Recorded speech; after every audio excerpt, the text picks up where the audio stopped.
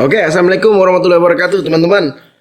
Saat ini kita berada di tongkrongan dan pengen membahas isu-isu yang viral. Saya saat ini ditemani beberapa teman-teman saya di tongkrongan. Jadi di tongkrongan kami ini kami ingin membahas isu-isu viral dari opini kami masing-masing. Oke, isu kali ini yang bakal kita bahas tentang salah satu artis tanah air atau bisa dikatakan musisi yang saat ini bergelut di dunia politik dan digadang-gadang ingin menjadi salah satu calon presiden Republik Indonesia.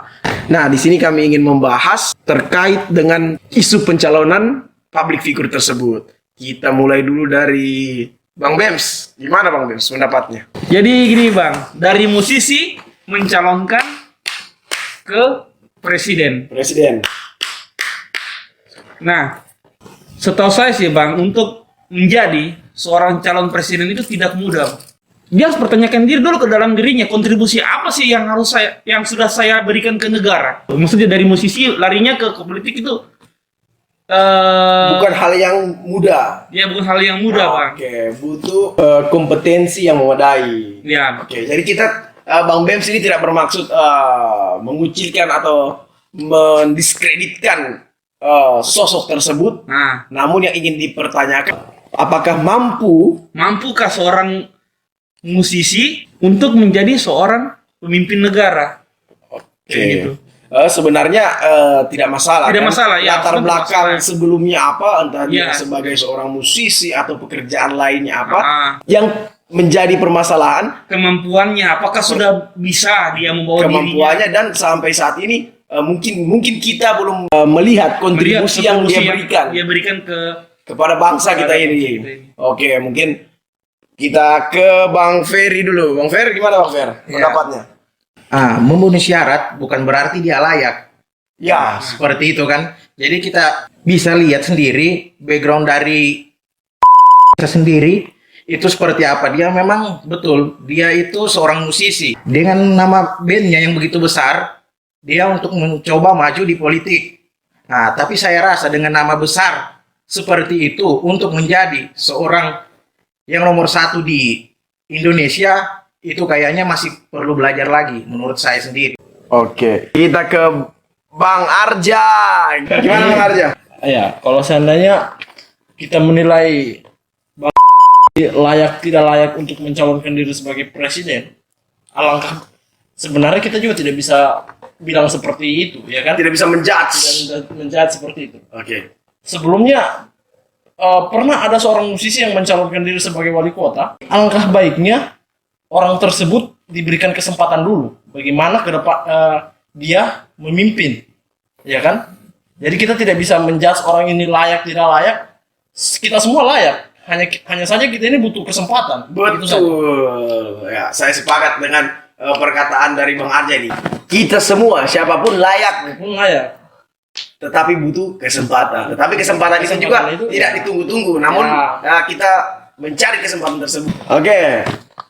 Atau mau ada yang memberikan opini lain? Ya, Bang Bems. Kalau ininya sih Bang, karena berbeda Bangnya. Seperti tadi latar belakang dia seorang musisi juga. Tadi dia menjabat wakil wali kota. Nah, perbedaan itu Bang berbeda sekali Bang. Ketika memimpin daerah yang kecil dan memimpin negara yang besar, itu berbeda. Itu sangat berbeda. Kalau menurut saya sih Bang. Oke. Betul Bang. Kita ke teman selanjutnya. Mas Tio. Oke, jadi saya tidak menyaksikan seorang untuk bercita-cita atau berkeinginan untuk menjadi atau mencalonkan presiden di pemilihan 2024 ya. Cuma yang ada di pikiran saya cuma ingin menanyakan satu hal. Sebenarnya apa motivasi sehingga dia berani untuk mengatakan bahwa dia siap untuk dicalonkan sebagai presiden?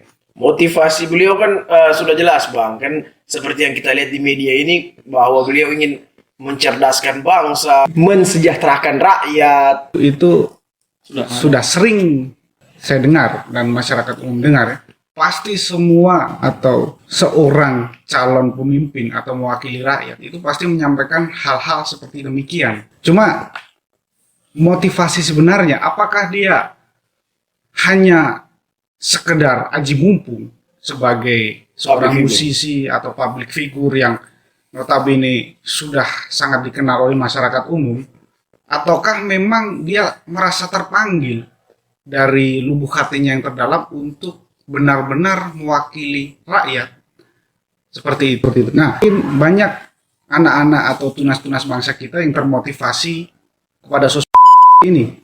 Contohnya menjadi musisi yang memang karya-karyanya patut kita akui dan kita banggakan. Kita juga sudah menikmati hasil Dan dari kita karyanya. menikmati juga.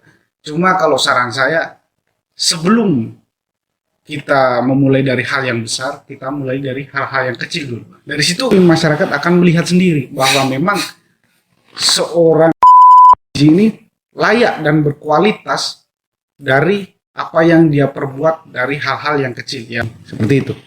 Oke, mungkin pendapat yang terakhir ini pendapat pamungkas dari salah satu sahabat kita, Bang Dilmi. Kita harus introspeksi diri terlebih dahulu.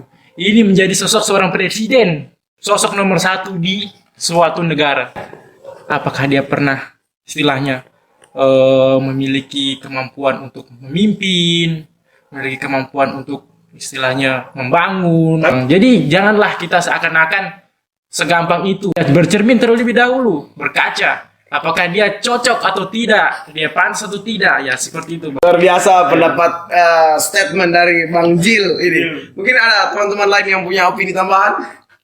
Barangkali Bang Ferry. Ya, intinya kalau dari saya, memimpin suatu negara itu beda dengan memimpin band. Itu saja. Oke, kita ini hanya memberikan opini dari diri kita yang serba keterbatasan ini kan? Oke, Kita sebagai rakyat kecil, kita sebagai rakyat yang hak pendapatnya dijamin oleh negara. Mungkin cukup sekian pembahasan kita kali ini. Pembahasan kita tidak bermaksud untuk mendiskreditkan seseorang, tidak untuk menjatuhkan seseorang, tetapi ini hanya berasal dari aspirasi kami masyarakat tongkrongan yang dengan segala keterbatasannya. Oke, wabillahi taufiq wal hidayah. Wassalamualaikum warahmatullahi wabarakatuh.